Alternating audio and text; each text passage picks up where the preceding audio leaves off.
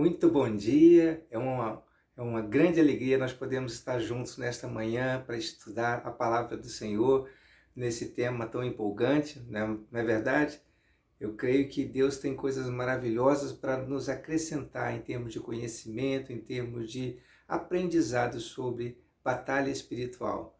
Estamos aí realizando essa série e quero encorajar você a não deixar de assistir os vídeos anteriores, né, os 2 vídeos anteriores que nós já fizemos sobre esse tema batalha espiritual. Vamos orar agora nesse momento para que Deus possa nos dar sabedoria, graça e abrir o nosso entendimento e abençoar a nossa mente. Amém? Pai Santo, eu te agradeço, Senhor, por esse momento tão especial em que temos o privilégio de meditar na Tua Palavra. A Tua Palavra é lâmpada para os nossos pés e luz para o nosso caminho. Abre, Senhor, agora neste instante o nosso entendimento para compreender os mistérios da Tua Palavra.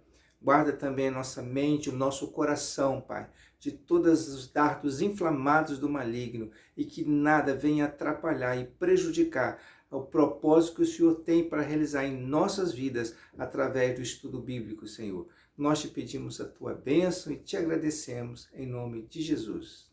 Amém. Meus queridos, nós tivemos já nesses 2 últimos encontros, né, estudando sobre batalha espiritual, conhecendo os mistérios que tratam aí, às vezes, das nossas lutas, das nossas dificuldades. Vimos que a nossa luta não é contra carne e sangue, mas é contra os principados, potestades, os espíritos que operam nas regiões celestes. E hoje nós estamos aqui mais uma vez reunidos para estudar e meditar sobre esse tema tão maravilhoso. Nós vimos aqui na nossa introdução, né, quando iniciamos nossa primeira mensagem, falamos sobre o fortalecimento em Deus. Paulo, ele disse: quanto ao mais, irmãos, sede fortalecidos do Senhor e na força do seu poder, revestivos de toda a armadura de Deus, para poderes ficar firmes contra as ciladas do diabo. E nós vimos ali algumas verdades espirituais, né, na primeira mensagem, no primeiro vídeo que falamos sobre o assunto, acerca de que somos filhos de Deus, nós temos a autoridade dada pelo Senhor e também nós não podemos subestimar o poder do inimigo, porque precisamos conhecer suas ciladas, os seus ardis. Nós vimos aí na segunda mensagem, no segundo vídeo, a questão de preparar-se para a guerra. E quando nós estamos nos preparando para essa batalha, nós estamos assim buscando esse revestimento do poder de Deus, vimos que nós temos a autoridade do Senhor para pelejar. Nós vimos também aqui a questão do campo de batalha. O maior campo de batalha é a nossa mente. E nós precisamos estar atento para isso, guardar o nosso coração. E nós vimos aí sobre a questão da armadura de Deus. A armadura são, na verdade, comportamentos, atitudes, coisas que devem estar presentes na nossa vida e que vão nos levar a ser vitorioso nesta batalha. Bom, nós temos conhecido até agora, nós nos conhecendo, né? O que somos filhos de Deus, que temos autoridade, conhecendo o campo de batalha que é a nossa mente. Agora, nós precisamos também conhecer o inimigo, as suas estratégias, as ciladas que ele arma. Um grande estrategista do século IV, mais ou menos antes de Cristo, chamado Sun Tzu, é um estrategista chinês, escreveu um tratado de guerras que ficou numa literatura muito conhecida como A Arte da Guerra. Ele dizia o seguinte: se você conhece o inimigo e conhece a si mesmo, não precisa temer o resultado de 100 batalhas. Se você se conhece, mas não conhece o inimigo, para cada vitória ganha, sofrerá também uma derrota. Se você não conhece nem o inimigo, nem a si mesmo, perderá todas as batalhas. É isso aí. Nós estamos aqui nesta manhã para conhecer aí agora o inimigo, ou conhecer como é que ele se organiza, como é que esses espíritos nas regiões celestes atuam de uma maneira organizada. Vamos aqui conhecer a respeito dos seres celestiais, né? Quem são os seres celestiais? Como é que eles foram criados? A Bíblia diz lá em Colossenses, no capítulo 1, este é a imagem do Deus invisível, o primogênito de toda a criação, pois nele foram criadas todas as coisas, nos céus, na terra, as invisíveis e as invisíveis, sejam tronos, sejam soberanias, quer principados, quer potestades, tudo foi feito, tudo foi criado por meio dele e para ele. Ele é antes de todas as coisas, nele tudo subsiste. De quem que está falando aqui? Está falando do nosso Jesus, o Filho amado de Deus. Foi criado por meio dele e para ele. Então Jesus, juntamente com o Criador, com o Deus Todo-Poderoso, foi quem criou os seres celestiais, os principados, as potestades, as coisas que estão lá no mundo espiritual. Opa, mas espera aí, pastor, foi então Deus quem criou o diabo? Como é que aconteceu essa história? Na verdade, Deus não criou o perverso, não criou ele e nem os anjos como se fosse algo ruim. No entanto, eles se rebelaram contra o Senhor. Aí nós vamos agora conhecer, né, esses seres celestiais, como é que eles são. Aqui nós estamos vendo que há principados, há potestades. Uma parte desses anjos, desses seres celestiais que foram criados, eles foram criados eternos, ou seja, para viver de maneira eterna, e tiveram um princípio, não são como Deus, incriados, eles foram criados.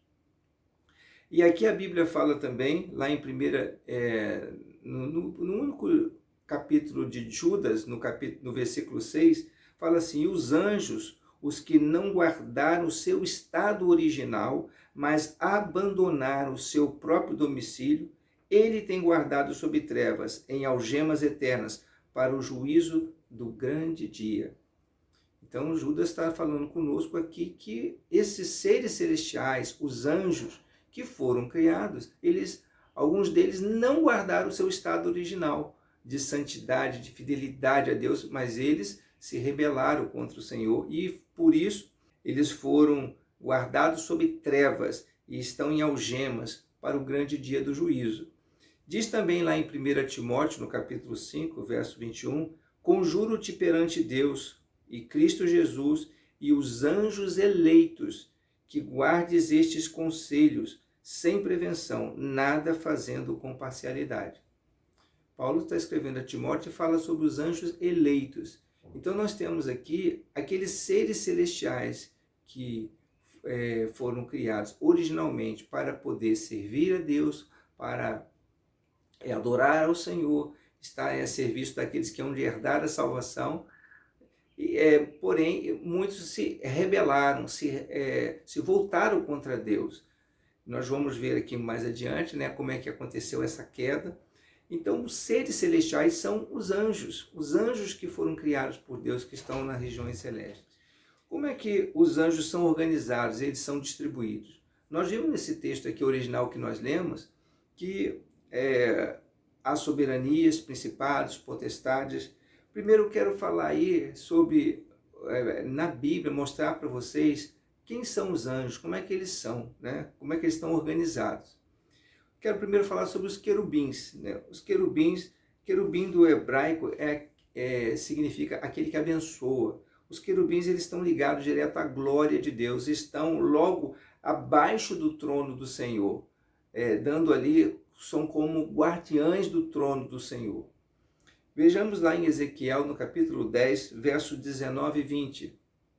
Diz aqui o texto: os querubins levantaram suas asas, se elevaram da terra à minha vista, quando saíram acompanhados pelas rodas. Pararam à entrada da porta oriental da casa do Senhor, e a glória de Deus de Israel estava no alto sobre eles. São estes os seres viventes que vi debaixo do Deus de Israel, junto ao rio Quebar, e fiquei sabendo que eram querubins. Então Ezequiel teve uma visão dos querubins do Senhor, assim, logo abaixo do trono do Senhor, guardando ali com as suas duas asas eles voavam, e 2 asas eles cobriam o corpo. Diz ainda lá em Ezequiel, no capítulo 1, a forma dos seus rostos era como o de homem. À direita, os 4 tinham rosto de leão, e à esquerda, rosto de boi, e também rosto de águia, todos os 4. Então, esses querubins que ele viu tinham essa figura. De um lado era o rosto de leão, tinha rosto de homem, tinha um rosto de boi e também tinha rosto de águia. E para onde ele se movia, eles não precisavam se virar, porque a face dele via os quatro cantos.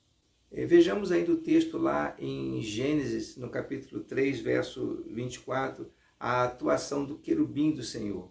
Olha, e expulso o homem, colocou querubins ao oriente do jardim do Éden, e o refugir de uma espada que se revolvia, para guardar o caminho da árvore da vida. Então está aqui a atuação, por exemplo, dos querubins. Quero falar agora também sobre outra categoria de anjos, os serafins. Isaías teve a visão dos serafins, que eles voavam acima do Senhor, né, glorificando e exaltando a santidade de Deus. Serafim significa, no termo hebraico original, seres ardentes. Isaías conta para nós o seguinte: no ano da morte do rei Uzias, eu vi o Senhor assentado sobre um alto e sublime trono, e as suas abas de suas vestes enchiam o templo.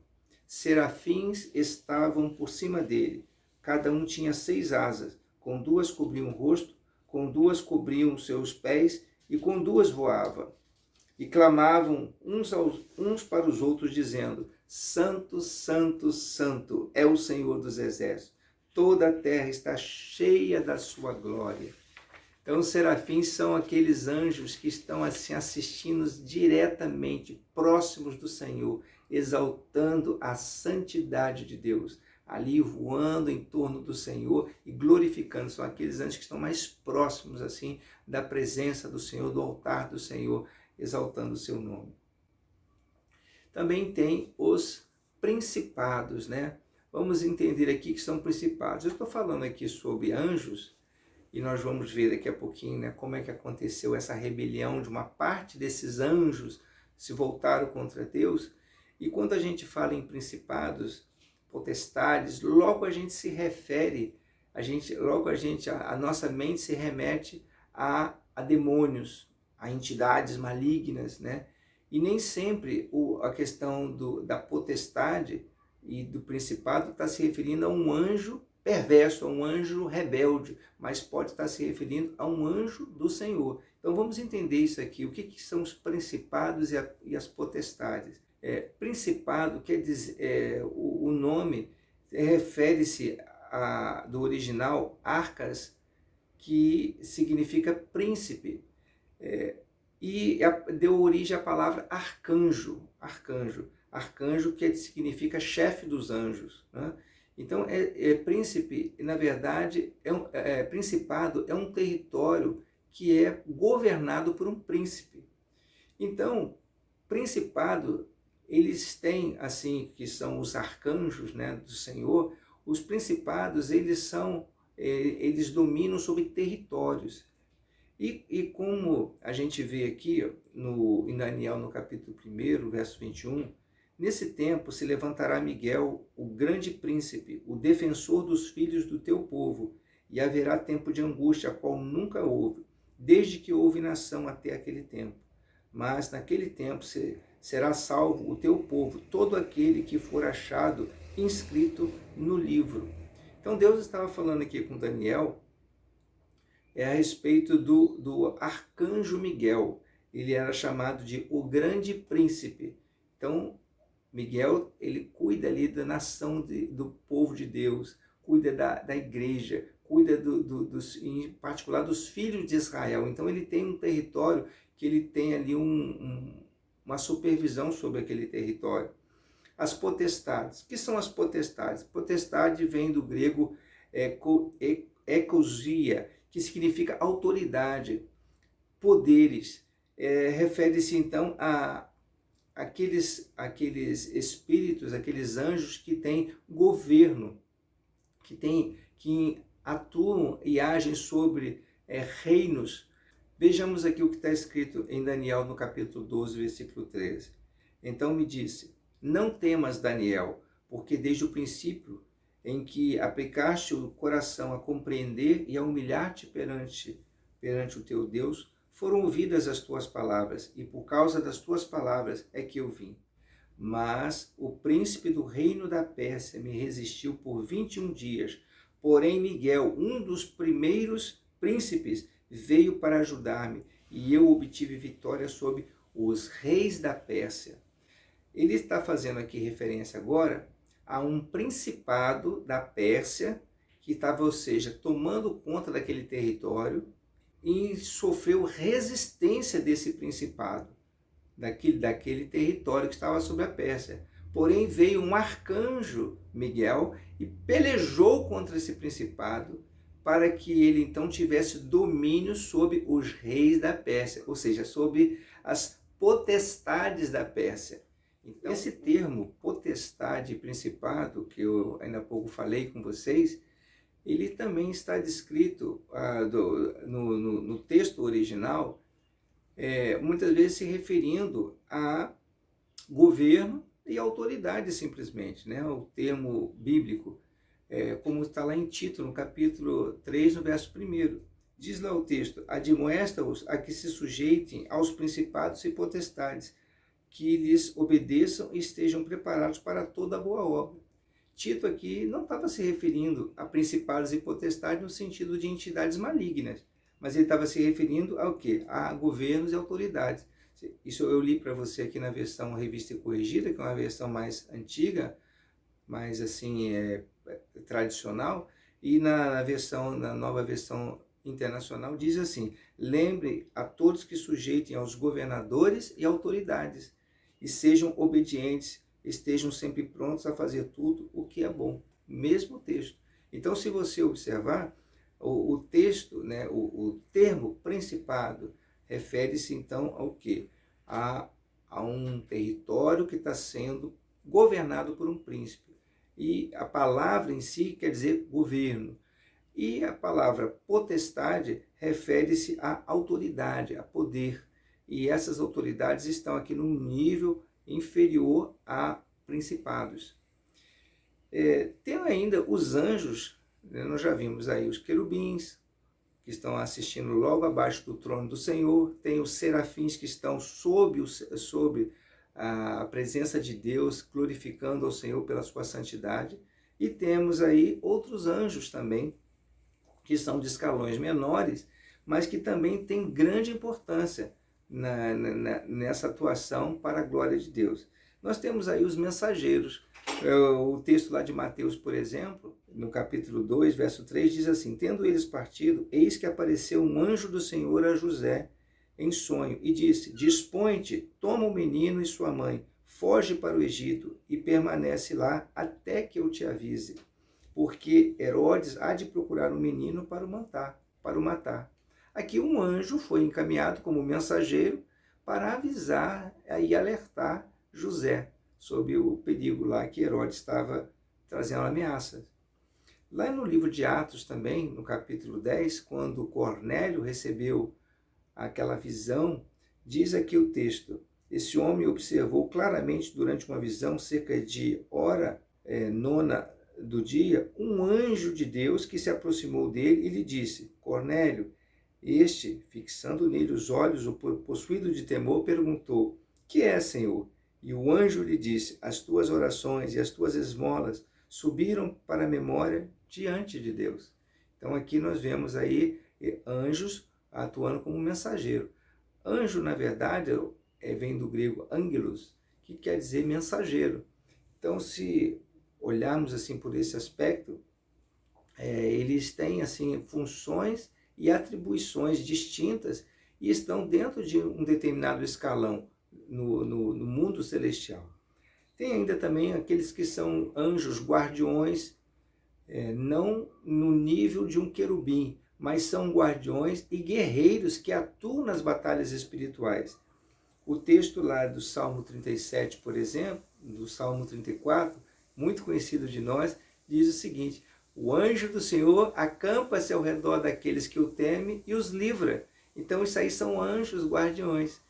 Tem também lá no livro de Apocalipse, no capítulo 12, versos 7 e 8, ele fala assim: houve peleja no céu, Miguel e os seus anjos pelejaram contra o dragão, né, contra esse príncipe das trevas. Também pelejaram o dragão e os seus anjos. Então Miguel estava pelejando com os seus anjos e o dragão, a serpente, Satanás, pelejando também com o quê? Com seus anjos. Todavia não prevaleceram, nem mais se achou no céu lugar deles. Pois nós sabemos que Satanás e os seus anjos já foram vencidos por Jesus na cruz do Calvário. E eles têm um destino selado, já um destino já preparado para eles. Bom, qual é o papel dos anjos principalmente? Diz lá em Hebreus, no capítulo 1, que os anjos eles foram criados para serem servos do Senhor, ministros do Senhor. Diz aqui o texto em Hebreus: não são todos eles ministradores enviados para serviço a favor dos que hão de herdar a salvação? Então, o homem tem, sim, direito à salvação. E Jesus foi preparado antes da fundação do mundo, antes da criação da terra e tudo. Jesus foi preparado para salvar se o homem, tendo o livre-arbítrio, tomasse a decisão de se voltar contra Deus, de sair da presença de Deus, eles sim teriam oportunidade de serem salvos pelo arrependimento e pelo reconhecimento do sacrifício de Cristo para a sua salvação. Mas os anjos não. Os anjos que se rebelaram, eles tinham um destino certo, né? É o inferno. Eles depois serem lançados no lago de fogo e serem destruídos. E aqui nós vemos também que os anjos, né, dentro da sua natureza, eles são seres espirituais, eles não morrem, eles não se reproduzem. Diz o texto lá em Lucas, no capítulo 20. Então lhes acrescentou Jesus: os filhos deste mundo casam-se e dão em casamento, mas os que são havidos por dignos de entrar, de alcançar a era vindoura e a ressurreição dentre os mortos, não casam nem se dão em casamentos, pois não podem mais morrer, porque são iguais aos anjos e são filhos de Deus, sendo filhos da ressurreição. Bom, nós falamos aqui, né, os anjos do Senhor, os anjos que foram chamados eleitos, porque se mantiveram fiéis a Deus, e falamos também que houve anjos que se rebelaram, se afastaram do Senhor. Como é que foi essa queda? Como é que foi essa rebelião? Tudo começou com um querubim que se rebelou contra o Senhor e que nós conhecemos agora muito bem, que é chamado Satanás. Está escrito lá no livro de Ezequiel, no capítulo 28, aqui dá uma descrição de como é que foi essa queda. Diz aqui: tu eras querubim da guarda ungido, e te estabeleci. Permanecias no monte santo de Deus, no brilho das pedras andavas. Perfeito eras nos teus caminhos, desde o dia em que foste criado, até que se achou iniquidade em ti. Na multidão do teu comércio se encheu o teu interior de violência e pecaste, pelo que te lançarei profanado fora do monte de Deus e te farei perecer, ó querubim da guarda, em meio ao brilho das pedras. Elevou-se o teu coração por causa da tua formosura, corrompeste a tua sabedoria por causa do teu resplendor. Lancei-te por terra, diante dos reis te pus, para que te contemplem. Pela multidão das tuas iniquidades, pela injustiça do teu comércio, profanaste os teus santuários. Eu, pois, fiz cair sobre ti um fogo que te consumiu, e te reduziu a cinzas sobre a terra, e aos olhos de todos os que te contemplam. Diz ainda também lá no livro de Isaías, no capítulo 14, verso 12 a 15, como caíste do céu, ó estrela da manhã, filho da alva, como foste lançado por terra, tu que debilitavas as nações.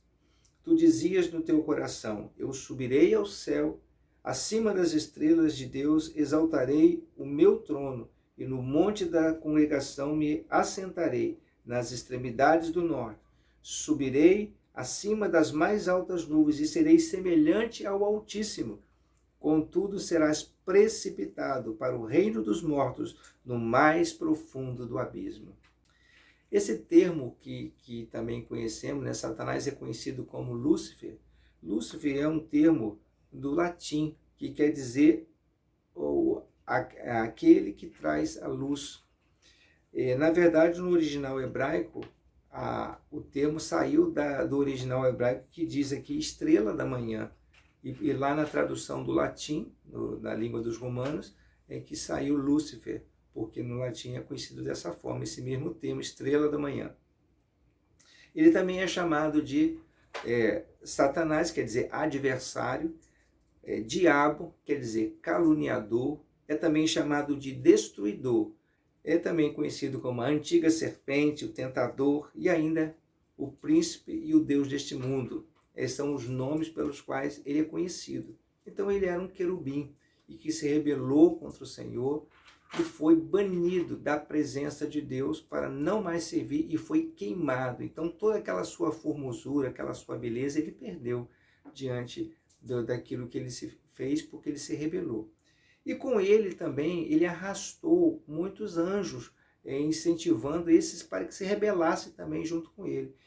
Por ele ter assim uma alta patente entre os anjos, ele então aí hoje governa esse mundo de anjos rebeldes, de espíritos que se rebelaram contra Deus.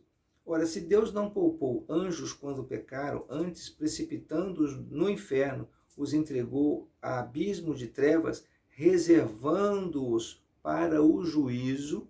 Aí Pedro continua naquela passagem ali, falando então sobre esses anjos que pecaram. Então não foi só esse querubim, né? A estrela da manhã, o Lúcifer, que pecou. Então se rebelaram também com ele outros anjos. E esse querubim terrível, esse demônio agora, Satanás, ele governa esses anjos, comandando dentro de uma hierarquia, que a gente ainda há pouco viu sobre a questão da hierarquia dos anjos, né? Principados, potestades, há dominadores e há também aqueles demônios que são anjos inferiores, demônios que são assim mandados por ele para muitos lugares. Vamos ver aqui um exemplo desses espíritos. Lá no livro de Marcos, por exemplo, nos conta sobre aquele endemoniado de Gadara. Vamos aqui só mostrar para vocês assim como é que atua dentro dessa hierarquia.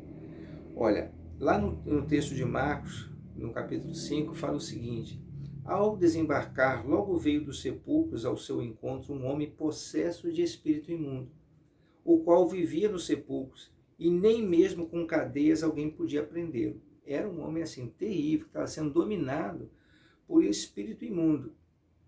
Porque tendo sido muitas vezes preso com grilhões e cadeias, as cadeias foram quebradas por ele, e os grilhões despedaçados, e ninguém podia subjugá-lo. Era um homem assim, dominado mesmo pelas trevas. Andava sempre de noite e de dia, clamando por entre os sepulcros e pelos montes, ferindo-se com pedras. Quando de longe viu Jesus, correu e o adorou, exclamando com alta voz: que tenho eu contigo, Jesus, Filho de Deus, do Deus Altíssimo? Conjuro-te, por Deus, que não me atormentes. Porque Jesus lhe dissera: espírito imundo, sai deste homem. E perguntou-lhe: qual é o teu nome? Respondeu-lhe: Legião é o meu nome, porque somos muitos. E rogou-lhe encarecidamente que os não mandasse para fora do país, ou seja, fora daquela província.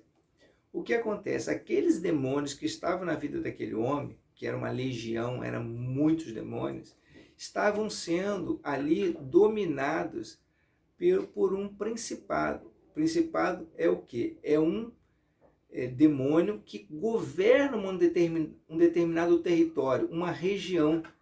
E ele falou: não nos deixe sair, não permita que nós não saiamos do país, ou seja, daquela província, daquela região ali. E Jesus mandou que eles fossem para aqueles porcos e eles fossem precipitados no abismo. Nós temos também aqui lá no livro de Daniel: mas o príncipe do reino da Pérsia me resistiu, como nós lemos ainda há pouco. por 21 dias. Porém, Miguel, um dos primeiros príncipes, veio para ajudar-me e obtive vitória sobre os reis da Pérsia. Aqui nós vemos um arcanjo do Senhor, um anjo de alta patente, pelejando contra outro anjo, outro arcanjo que estava sobre o território da Pérsia. E ele recebeu aqui, né, vitória sobre os reis da Pérsia. Então, aquele principado estava dominando potestades. Que são potestades? São autoridades, poderes que atuam sob lideranças, reis, autoridades assim de todos os níveis. Nós vamos ver na complementação do estudo mais adiante, na próxima aula, aí como é assim a atuação desses espíritos envolvendo pessoas, envolvendo circunstâncias e situações. Nós vamos conhecer aí bastante dos seus ardis. Vejamos ainda o que diz aqui o texto lá de Jó, né? Num dia em que os filhos de Deus vieram apresentar-se perante o Senhor, veio também Satanás com eles, entre eles. Então perguntou o Senhor a Satanás: de onde vens? Satanás respondeu ao Senhor e disse: de rodear a terra e passear por ela.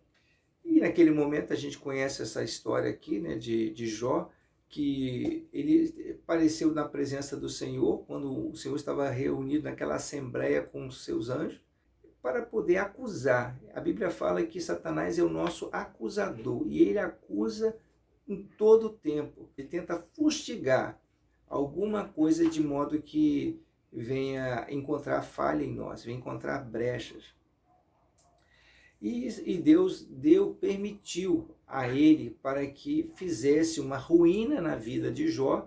Disse aqui o texto ainda: disse o Senhor a Satanás: eis que tudo quanto ele tem está em seu poder, somente contra ele não estendas a mão. E Satanás saiu da presença do Senhor. O diabo, Satanás, ele só pode fazer o que for permitido. A vontade permissiva de Deus é que dá a ele condição de fazer alguma coisa, porque se Deus não permitir, ele não pode fazer. Se lembra que os discípulos também foram alertados por Jesus?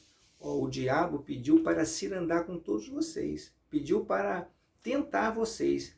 E ele se virou para Pedro e falou assim: Pedro, mas eu roguei por você. Então, o inimigo é o nosso acusador. Nós vamos ver aí nosso próximo encontro sobre como é que é essa atuação dentro dessa hierarquia que nós aqui hoje tivemos, assim, conhecendo o território do inimigo, conhecendo como é que eles foram criados, como é que eles surgiram, e aí a rebelião deles, e vamos assim prosseguir, porque é importante nós nos conhecermos, saber que somos filhos de Deus, que temos a autoridade do Senhor, que o maior campo de batalha é a nossa mente, nós precisamos guardar a nossa mente e conhecer também o nosso inimigo. E além de conhecer o inimigo, conhecer também quais são os seus ardis, conhecer suas estratégias, as ciladas, os tipos de ciladas que ele arma. Nós vamos aí conhecer isso aí agora pela frente, tá bom? Que Deus abençoe seu coração e o Senhor nos proteja. Vamos orar nessa hora.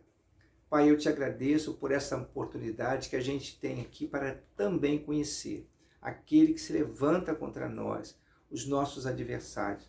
Dá-nos a tua graça, cobre os nossos corações, a nossa mente de toda a cilada do diabo. Guarda o teu filho que está aqui hoje aprendendo, conhecendo, sabendo com quem ele está lidando nessas situações de dificuldade. E que o Senhor venha assim capacitar cada um de nós para que nós saímos vitoriosos, conforme nos diz a tua palavra. Nós oramos agradecidos em nome de Jesus. Amém. Deus seja contigo e que ele faça prosperar o seu caminho para a glória do Senhor. Se você está crescendo, sendo edificado com a participação desses estudos sobre batalha espiritual, não deixe de compartilhar com outras pessoas aquilo que você está aprendendo, porque é importante nos conhecer o nosso inimigo, saber com quem nós estamos lidando e sair, portanto, vitorioso dessa batalha. Deus abençoe seu coração e conta conosco. Ore por nós, ore por você também, esteja na brecha, revista dessa armadura de Deus e Deus vai lhe capacitar cada vez mais. Deus te abençoe.